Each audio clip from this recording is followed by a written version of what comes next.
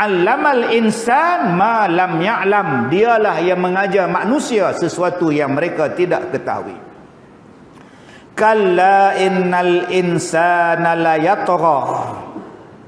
Maka manusia ni sekali-kali tidak, sesungguhnya manusia ni bila melampau batas.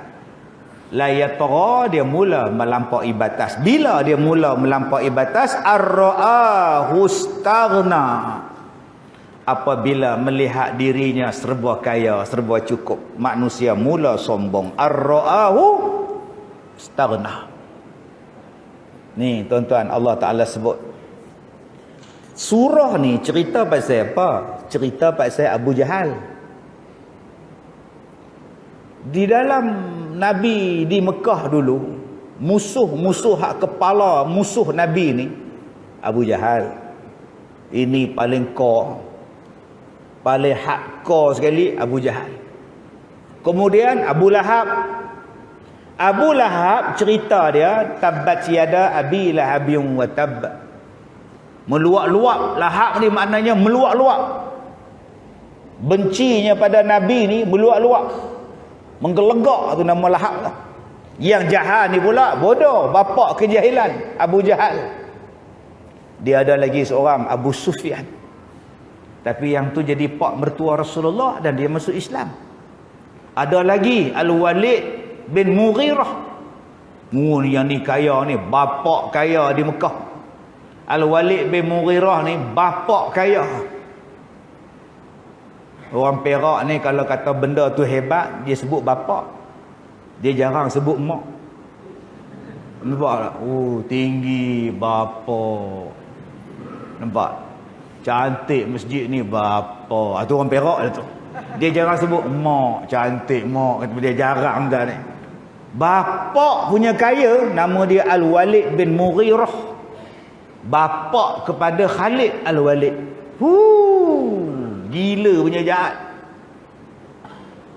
Di antara tokoh yang membawa riba paling kuat di Mekah, nama dia Walid bin Mughirah. Anak dia pejuang Khalid Al-Walid. Bapak pula tokeh riba. Kemudian dia ada lagi lah Utaibah, macam-macam jahat. Ayat ni tuan-tuan, surah ni cerita tentang Abu Jahal. Dia dua beza, Abu Lahab, Abu Jahal. Abu Jahal ni dah lah jahat, berani pula. Dan dia sanggup menghabiskan wang dia yang banyak untuk memberi komplot, membunuh dan menghalau Nabi Muhammad. Abu Jahal punya kepala otak tuan-tuan. Dia kata kita ni kalau nak halau Muhammad, nak bunuh Muhammad payah. Pasal Muhammad ni keturunan dia baik-baik, hebat-hebat di Mekah. Kalau kita seorang tak boleh. Habis tu macam mana nak buat? Kita ambil daripada ramai-ramai kabilah, hantar wakil, bunuh Muhammad. Yang tu boleh. Sebab kita ramai. Jadi keturunan Muhammad tak boleh buat apa? Setuju? Setuju. Ni, kepala dia siapa? Abu Jahal. Dia berani lawan Muhammad dengan pedang tuan-tuan. Belagak nak mampus.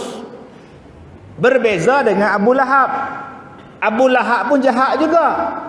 Tapi kedekut. Dia tak keluar duit yang banyak untuk bunuh Rasulullah. Abu Lahab pun jahat. Tapi takut mati.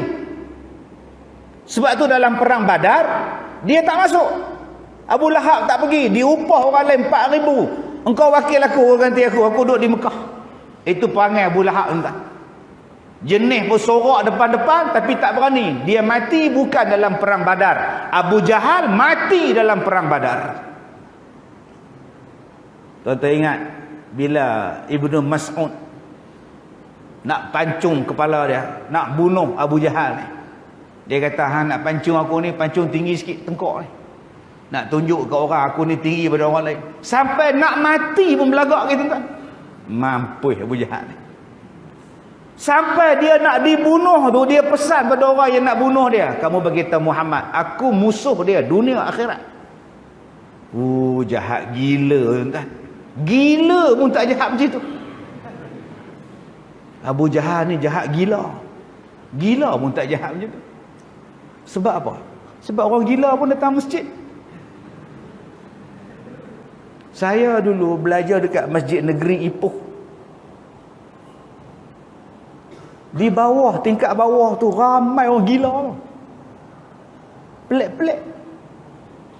Ada sekali tu kami sembahyang Isyak, orang gila naik tingkat atas sembahyang Isyak. Yang jadi imam ustaz saya, Ustaz Rahim. Baca-baca Quran jadi imam tu, orang gila tu main duk sah depan sekali. Tunduk. Allahu Akbar. Bangun. Sami Allah. Dia pula bagi arahan pada ustaz tu pula. Gila tuan. Tapi Ustaz Rahim ni alim, dia khusyuk, dia elok je. Dengan baju tak pakai seluar sengit sebelah. Gila. Habis-habis sembahyang pulih main cukup. Orang gila pun main masjid. Dia pula bagi arahan pada tu imam. Rukuk, sujud, rukuk, sujud. Tu nama dia gila. Nak marah apa dia gila. Bila sesi soal jawab di radio, saya ingat lagi sesi soal jawab, tanyalah soal jawab Radio Perak. Masa tu tukang jawab soalan tu guru saya juga, imam besar Masjid Negeri, Tuan Syekh Muhammad Nur Mansur. Orang tanya dia, "Tuan, Pak siapa di Masjid Negeri tu banyak orang tak betul datang. Maksud pasal apa tuan tu?" Syekh Maknur kata, "Dah orang tak betul tak datang, orang gila lah datang," kata dia. Nampak? La ilaha illallah. Abu Jahal ni lebih gila pada orang gila ni. Dan dia mati dalam peperangan Badar. Kenapa dia hentam Nabi Muhammad? Kenapa dia belagak dengan Nabi Muhammad? Sebab dia rasa dia dah sempurna. Ar-ra'a hustaghna. Aku dah kaya. Aku mempunyai wang yang banyak, pengikut yang ramai, kawan-kawan yang hebat, banker-banker yang hebat. Mari Muhammad ni pula bawa ajaran apa ni? Dia gunakan kekuasaan dia, dia gunakan harta benda dia untuk menghasut orang benci Nabi Muhammad. Tapi orang tak tahu perangai dia. Orang tak tahu perangai Abu Jahal. Apa perangai dia Ustaz? Malam-malam Abu Jahal dia datang ke rumah Nabi Muhammad, dia pekuk telinga kat dinding rumah Nabi. Dia pekuk telinga. Pasal apa dia pekuk? Dia nak dengar bacaan Quran yang Nabi Muhammad baca dalam sembahyang. Dia rasa seronok, dia rasa sedap. Dia tiap-tiap malam dia pekuk telinga mai. Orang lain tak nampak. Nabi Muhammad ni bangun sembahyang malam pagi-pagi tu, dia dengar. Jauh dalam hati dia, Quran yang Rasulullah baca tu cukup hebat. Ni yang kata Abu Jahal ni. Kalau tuan-tuan tak nak dengar baca Quran, tuan-tuan ni teruk pada Abu Jahal. Abu Jahal pun curi-curi dengar. Kita hari ni bila buka radio, kita siarkan bacaan Al-Quran daripada surah At-Taubah ayat 24 hinggalah ayat 28. A'udzu billahi minasyaitonir. Terus ubah channel lain. Baca Quran lah pula. Ubah siaran radio lain, tiara. Sudah tiara pula pergi dia. Tak suka dengar. Abu Jahal bila dia dah habis dengar, dia pun berlari nak balik, berlaga dengan kawan dia pula. Bertembung. Rupa-rupanya bukan dia seorang dengar, ada lagi seorang. Nama dia apa? Abu Sufyan. Apa ada? Kamu apa ada? Nanti orang tahu. Lari dua-dua, bertemu lagi seorang. Lah, ada lagi seorang tuan-tuan, nama dia Akhnas. 3 orang ni tuan-tuan benci Nabi tapi duk ngendap. Bila nak balik belaga. Malam besok datang lagi, belaga lagi. Jangan cerita ke orang tu. Rupa-rupanya dalam mereka membenci Al-Quran, benci Rasulullah, mereka juga nak dengar ayat Quran. Masya Allah tuan-tuan. Tapi pak siapa yang mereka ni belagak, tolak Al-Quran, tolak Nabi kita? Allah Ta'ala kata sebab mereka ini dah rasa mereka sempurna dengan kayanya, dengan harta bendanya, dengan keturunannya, dia tak payah dengar dah. Berapa ramai yang perasan diri sempurna, tak mau sujud pada Allah. Berapa ramai yang rasa ilmu dah cukup, tak nak datang lagi belajar. Siapa mengajar malam ni? Dia buat suara besar. Siapa kuliah malam ni di masjid? Oh, Ustaz Saidin. Oh, sudah tuan-tuan. Ana ni di Mesir. Dia di mana? Oh, ar-ra'ahu istaghna. Siapa yang mengajar di masjid tu? Oh, Ustaz Hambali. Apa yang dia ada, ana pun ada. Ini sombong ni tuan-tuan. Kita ni ada 9. Kalau kita datang majlis ilmu tahta, kita dapat 1, dah jadi 10. Tapi kalau kita 9, jenis tak mengaji dah, akhirnya kita kekal 9 sampai bila-bila. Duduklah. Kadang-kadang kita rasa kita tak layak jadi makmum. Tiba-tiba orang tak lantik kita jadi imam, kita pun tak semayang di masjid.